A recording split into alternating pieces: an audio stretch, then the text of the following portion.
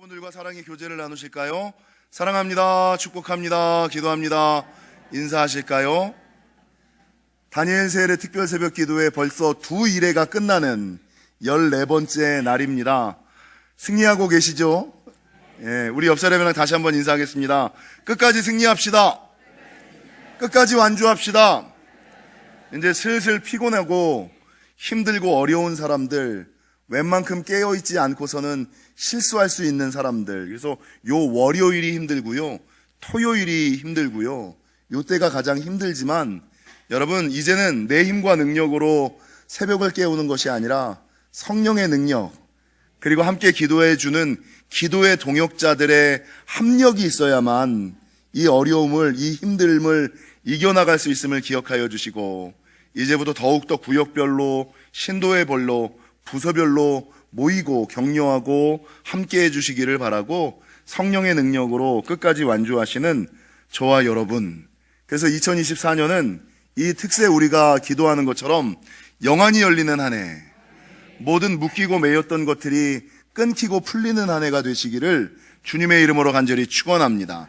건강의 문제에서 자유하시기를 바랍니다. 물질의 문제에서 자유하시기를 바랍니다. 여러분, 자녀의 문제에서도 자유하시기를 축원하고, 영혼의 문제까지도 풀리고 끊기고 열리고 뚫리는 역사가 있으시기를 주님의 이름으로 간절히 축원합니다. 여러분, 지금까지 우리가 영적 전쟁의 기본과 원리에 대해서 듣고 배웠다면, 오늘부터는 영적 전쟁의 실제, 지금까지는요 영적 전쟁이 무엇인지에 대한 기초에 대하여 들은 것이고요, 이제는 실제적으로 영적 전쟁을 임할 때에 우리가 가져야지 되는 영적 전쟁의 실제에 대해서 이야기합니다. 이 교제의 약점 가운데 한 가지는 무엇이냐? 영적 전쟁의 실제를 넘어서서 영적 전쟁의 적용이 있어야지 되거든요. 근데 이 적용편은 조금 없어요. 어떻게 어둠의 권세와 실제적으로 어떤 기도 제목을 가지고 기도할 것인가, 어떻게 예배할 것인가, 어떻게 희생하고 봉사할 것인가, 요 적용편까지 있어야지 되는데, 사실 요 적용편까지는 없다는 거 기억하시기를, 요건 좀 약점이다라는 것을 기억하시고, 어찌됐건 오늘부터 남은 시간은 영적 전쟁의 실제에 대해서 살펴보고 넘어가고자 합니다.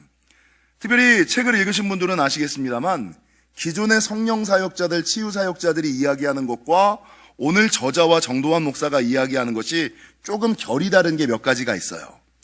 여러분, 지금까지 한국교회가 영적 전쟁을 다룰 때 사탄은 끊임없이 성도와 교회를 공격하는 존재, 그리고 교회와 성도는 이 사탄의 공격을 방어하는 수세적인 입장에 있었다. 요게 일반적인 거예요. 그러니까 어떻게 하면 사단의 장난으로부터 안전할 수 있을까, 피할 수 있을까, 면할 수 있을까, 요거에 대해서 이야기를 하고 있거든요. 근데 저자는 무엇을 이야기하느냐? 이 실제적으로 성경은 영적 전쟁을 다룰 때에 성도와 교회가 수세적인 입장에, 소극적인 입장, 수비만 하는 입장에만 있어서는 안 되고, 누가복음 10장 17절과 18절에 보니까 70인의 전도자들이 전도를 하고 돌아오거든요. 전도를 하고 돌아와서 예수님한테 보고하기를 뭐라고 보고하냐면, 70인이 기뻐하며 돌아와 이르되 주여, 주의 이름이면 귀신들이 우리에게 항복하더이다. 여러분, 적의 대적을, 사단의 문을 부시고 누르는 것을, 그러니까 주님이 뭐라고 대답하시냐면, 예수께서 이르시되 사탄이 하늘에서부터 번개같이 떨어지는 것을 내가 보았노라. 야, 니네 잘했어. 사탄의 공격으로부터 수비만 하는 입장이 아니라, 야, 니네가 나가가지고 싸우니까 승리하잖아, 이기잖아, 대적의 문을 차지하잖아. 이제 어둠의 권세로부터 수비하고 방어하는 입장을 넘어서서 이제는 니네가 공격하고 우위를 점하고 주도권을 잡는 영적 전쟁이 돼야 돼. 요것까지 이야기하는 사람들이 별로 없다는 거죠. 여러분, 결론적으로 영적 전쟁에 있어서 가장 중요한 것은 무엇일까? 마귀와 싸울 때 자기 자신을 보호하고 사탄과 겨루어 이길 수 있는 무기를 소유하는 거, 보호 장비와 공격 장비를 함께 갖는 거, 이거를 성경은 뭐라고 증거하고 있냐면 하나님의 전신갑주, 이건 너무나 많이 알고 계신 하나님의 전신갑주라고 통틀어서 얘기를 해요. 여러분, 하나님의 전신갑주가 뭐가 있냐면 구원의 투구, 의의 흉배, 진리의 허리띠, 복음의 평안의 신, 믿음의 방패, 성령의 검. 이건 공식처럼 다 아시죠? 이 정도는 아셔야지. 영적 전쟁을 아는 사람이라면 당연히 구원의 투구, 의의 흉배, 진리의 허리띠, 복음의 평안의 신, 믿음의 방패, 성령의 검. 요게 있어야 기본적으로 싸울 준비가 되어 있는 사람. 요게 없으면 무방비로 사단의 장난에 놀아날 수밖에 없는, 휘둘릴 수밖에 없는 사람이라고 얘기할 수 있죠. 근데 저자가 이 구원의 투구를, 하나님의 전신갑주를 구원의 투구로부터 다루지 아니하고 진리의 허리띠부터 다루거든요. 왜 그럴까? 여러분, 하나님의 전신갑주 중에 가장 중요한 것이 이 진리의 허리띠라는 거죠.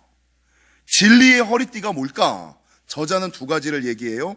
첫 번째, 삶의 태도와 자세. 삶을 다룰 때, 삶을 대할 때, 삶을 살아갈 때 어떤 태도와 자세로 살아갈 것인가.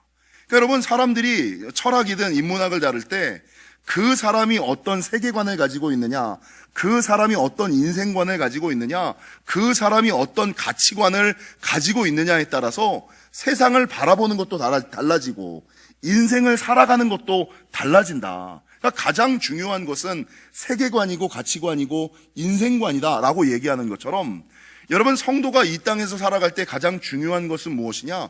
삶을 대하는 태도와 자세. 대충 가볍게 성공만을 위하여, 쾌락만을 위하여 살아가는 것이 아니라, 성도는 세상을 대할 때, 인생을 다룰 때 진실하게, 신실하게, 거룩하고 정직하게, 이게 여러분 성도죠. 그래서 여러분, 사탄은 무엇의 합이라 그래요? 거짓의 합이. 거짓말을 하는 사람들은 여러분, 사탄에 묶이고 매여 있는 사람들, 세상의 흐름과 방법을 따라 살아가는 사람들, 인생을 거짓으로 살아가는 것이 아니라 신실하고 진실하게, 거룩하고 정직하게 살아가는 삶의 태도와 자세, 이게 최소한 성도들의 삶의 태도고 자세고, 이런 신실하고 진실하고 거룩하고 정직한 자세 가운데 하나님이 임재하시고 축복하시는 거지, 대충 설렁설렁 거짓말이나 하면서 이 위기 모면이나 하면서 여러분 살아가는 신앙을 하나님께서 축복하며 살아가시겠습니까? 그래서 진리의 허리띠는 삶을 대하는 태도와 자세가 첫 번째고, 두 번째는 삶의 판단 기준, 이게 진리의 허리띠다. 여러분, 이 저자가 얘기하는 인생을 대하는 판단 기준은 무엇이냐? 사람들은 살아가다가 어떤 문제에 봉착하고 나면 이 문제를 판단해야 되거든요. 근데 이 문제를 판단하고 이 문제를 헤쳐나갈 때 기준을 무엇으로 둘 거냐는 거죠. 대부분의 사람들이 문제의 판단 기준으로 무엇을 둡니까? 첫 번째, 세상 지식. 세상에서 배운 거. 세상 지식을 가지고 여러분 판단의 기준으로 삼죠. 두 번째, 무엇을 가지고 판단의 기준으로 삼습니까? 자신의 경험이거든요. 내가 이렇게 살아왔는데 이랬고, 이렇게 살았더니 이랬어. 여러분, 자기의 경험을 판단의 기준으로 삼고, 세 번째, 무엇을 가지고 판단 기준으로 삼는지 아십니까? 자기의 감정 상태. 요 세 가지가, 자기가 아무리 이성적인 사람이라고, 자기가 아무리 신앙적인 사람이라고 한다손 치더라도 여러분, 문제를 만나면 공황 상태에 빠지거든요. 이게 쇼크를 받거든요. 그럼 그때 자기의 본 모습이, 신앙의 모습이 아니라, 여러분, 그 겉으로 보여지는 신앙의 모습이 아니라 자기의 본 모습이 나오거든요. 근데 그 쇼크 상태에서 무엇을 가지고 문제를 판단하고 문제를 바라볼 것이냐? 사람들은 세상 지식, 이성을 가지고, 합리를 가지고 바라보고, 사람들은 여러분 자기의 경험을 가지고 문제를 바라보고 판단하고, 여러분 사람들은 자기의 감정 상태, 상황과 환경을 가지고 문제를 판단한다는 것이죠. 근데 교재를 읽으신 분들은 아시겠습니다만, 이 저자가 이야기하는 가장 중요한 거, 제가 빨간 줄과 동글뱅이를 제일 많이 친 거, 인생의 문제를 만났을 때 그 문제를 해결하기 위하여 무엇에 그 문제를 비추어 볼 것인가? 세상 지식에 비추어 볼 것인가? 아니, 내 경험에 비추어 볼 것인가? 이성에 비추어 볼 것인가? 내 감정 상태에 비추어 볼 것인가? 이건 다 세상 사람들이 하는 것이고, 여러분, 믿음의 사람들은 무엇에 문제를 비추어 봐야 된다고 저자가 얘기해요? 말씀에 비추어 봐서 내 생각이 틀리면 바꿔야지요. 세상 지식과 틀리면 고쳐야지요. 자기의 경험과 부딪히면 자기를 바꿔야지요. 이게 영적 전쟁에서 승리하는 거지. 말씀은 그렇게 얘기하지 않는데 내 생각은, 내 경험은, 세상 지식은, 여러분, 이게 사단이 쳐놓은 괴계와 장난이라니까요. 말씀에 비추어 판단해야지 왜 경험에 비추어 판단하고, 왜 이성에 비추어 판단하고, 왜 감정에 비추어 판단하고, 왜 세상 지식에 비추어 그 문제를 판단하냐고요. 그러니까 이 출발이 허리가 잘못되면 자세부터 꾸부정하죠. 자세가 꾸부정하니까 활동이 안 되는 거예요. 제일 중요한 건 뭐예요? 힘은 어디서 나와요? 허리에서 나온 허리. 이 허리를 든든히, 그리고 이 허리는 무엇이냐? 삶을 대하는 그 사람의 태도와 자세, 그리고 삶의 판단 기준에 말씀을 두는 거, 이게 가장 중요한 전신갑주의 출발이다 라고 얘기하는 거예요. 여러분, 요즘 젊은 사람들이 자주 입는 옷 가운데 언더아머라는 브랜드가 있어요. 아세요? 언더아머 입으신 분들 없나요? 이 언더아머라는 옷은 운동하고 헬스하는 사람들이 입는 옷, 최소 3대 500 정도를 치는 사람들만 입는 옷. 이런 얘기 못 들어보셨어요? 다들 그냥 이제 2주가 지나가니까 버티는 거야. 듣는 것도 아니고 그냥 넌 떠들어라. 유머를 해도 웃지를 않고 슬픈 얘기를 해도 울지를 않는, 그냥 이렇게 버티는 거야. 그냥 머리로는 벌써 딴 생각들을 다 하고 계시고. 언더아머라는 브랜드가 있습니다. 3대 500을 치는 데드리프트, 스쿼트, 그 다음에 벤치프레스. 이 역기를 이걸 합해가지고 최소한 500kg를 드는 정도의 수준이 되는, 운동계나 한 사람들이 입는 옷. 아시죠? 안다고 좀 해줘요. 언더아머라는 옷. 3대 500을 치는 사람들만이 입을 수 있는 옷. 3대 500을 치지 않는 사람들이 입으면 요즘 아이들은 막 가서 찢어버린다며, 그 옷을. 아주 그냥, 네가 왜 그 옷을 입어? 근데 이 언더아머라는 단어의 뜻을 아세요? 언더가 아래잖아요. 아머가 뭐냐면 갑주, 갑옷, 이런 것을 얘기를 하거든요. 그러니까 언더아머라는 옷은 갑옷과 같은 근육이 있는 사람들이 입는 옷. 갑옷과 같은 근육을 만들고자 하는 사람들이 입는 옷. 이게 언더아머, 갑옷을 입고 있다는 거죠. 야, 우리 옷은 갑옷과 같은 옷이야. 갑옷과 같은 몸을 갖고 있는 사람들이 입는 옷이야. 이게 차별화를 한 거예요. 그래서 3대 500 정도를 쳐야지만 그것들을 입고, 여러분 언더아머를 딱 입고 나가잖아요. 그러면 운동선수든가 조폭이든가. 그리고 여러분 언더아머를 입으면 웬만한 사람들이 언더아머를 야리야리한 사람이 입으면 찢어버리고, 등치 있는 사람이 언더아머를 딱 입으면 여러분 세상 사람들이 건드리지를 않아. 언더아머거든. 최소 3대 500 정도는 치거든. 야, 저 사람은 힘 있는 사람이야. 운동계나 한 사람이야. 건들면 큰일 나는 사람이야. 이게 언더아머라는 옷의 특성이거든요. 제가 이 언더아머를 보면서 어떤 생각을 했냐면, 우리 영지교회 성도들도 영혼의 3대 500 정도는 쳐야 되지 않을까. 성령의 언더아머를 입어야 되지 않을까. 성령의 언더아머, 영혼의 3대 500 정도를 쳐야지. 그러면 영혼의 3대 500이 뭐예요? 말씀과 기도와 예배를 최소 500분 이상 일주일에. 말씀과 기도와 예배를 최소한 일주일에 500분 이상, 500분. 여러분, 이게 되게 힘들 것 같잖아요? 주일 예배, 수요 예배, 금요 예배 3번에 새벽 예배 5번. 이게 이제 예배잖아, 예배. 나머지는 모임, 이렇게 얘기를 하고, 기본적으로 공예배라고 이야기할 때 주일 예배, 수요 예배, 금요 예배, 새벽 예배 5번. 그럼 8번이잖아요? 여러분 1시간이 보통 예배드리면 1시간 정도 예배드리고 뭐 1시간 10분, 주일 예배는 1시간 10분 뭐 요 정도 예배드리고 뭐 기도 시간에 따라서 뭐 1시간이 넘는 사람이 있고 1시간이 안 되는 사람이 있고 어찌됐건 8번이야. 그러면 6, 8에 48, 3대 500 정도 되죠. 예. 기도, 말씀, 예배 3대 500 정도 되죠. 여기에다가 조금 더하면 뭐가 있을까요? 예. 그러니까 주일 예배, 수요 예배, 금요 예배, 새벽 예배 5번 3대 500 정도 치면 귀신들이 감히 가까이 하지 않습니다. 예. 마귀들이 어떻게 감히 가까이 합니까? 3대 500을 치는 신앙인데, 말씀과 기도와 예배를 일주일에 500분 이상 하는 사람인데 귀신들이 성령의 언더아머를 입은 사람들을 보고 어떻게 찝쩍거립니까? 3대 500이 안 되니까 건드리는 거지, 찝쩍거리는 거지. 여러분 여기에 조금 더 넘어가면 예배 8번에 뭐가 있습니까? 소그룹 구역 모임 같은 거, 소그룹 제자대학 같은 거 있잖아요. 거기다 구역 예배 있잖아요. 그러니까 예배 8번 드리고 제자대학 같은 거 한번 하고 말씀기도 같은 거 한번 하고 거기에다가 이제 구역 모임 하잖아요. 그럼 10번이야. 그럼 10번이면 3대 몇이에요?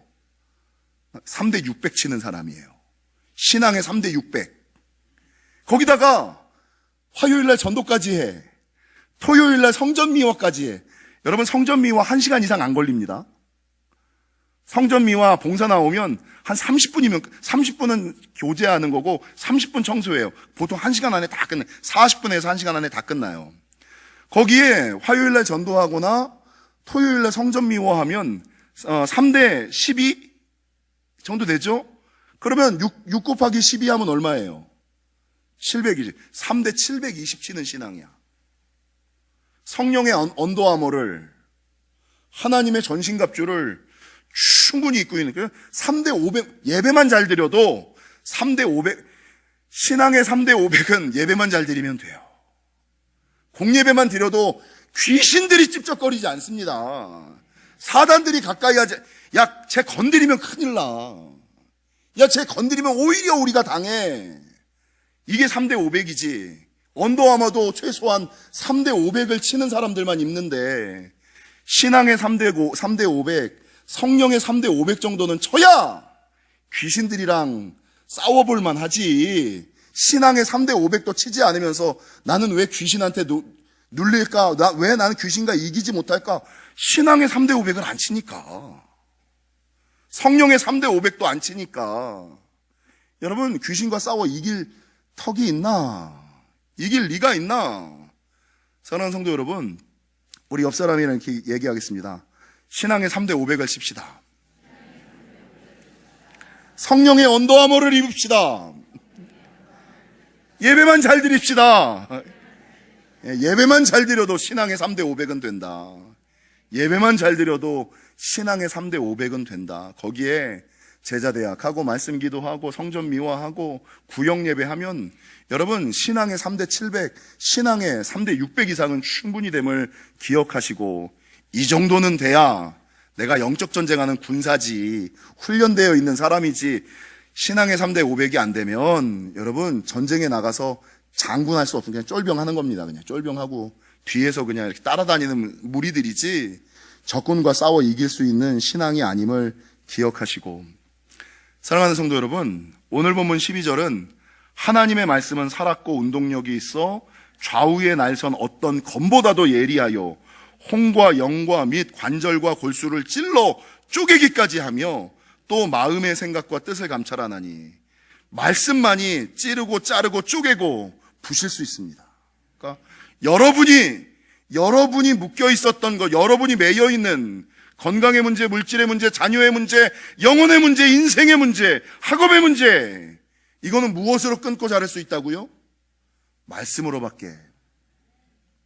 끊고 자를 수, 쪼갤 수밖에 없음을 기억하시고, 디모데후서 3장 16절과 17절, 모든 성경은 하나님의 감동으로 된 것으로 교훈과 책망과 바르게 함과 의로 교육하기에 유익하니 이는 하나님의 사람으로 온전케 하며 모든 선한 일을 행하기에 온전케 하려 함이라.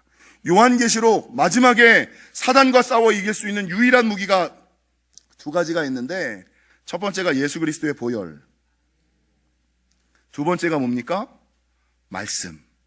예수 그리스도의 보혈이 의미하는 바가 뭡니까? 믿음이죠.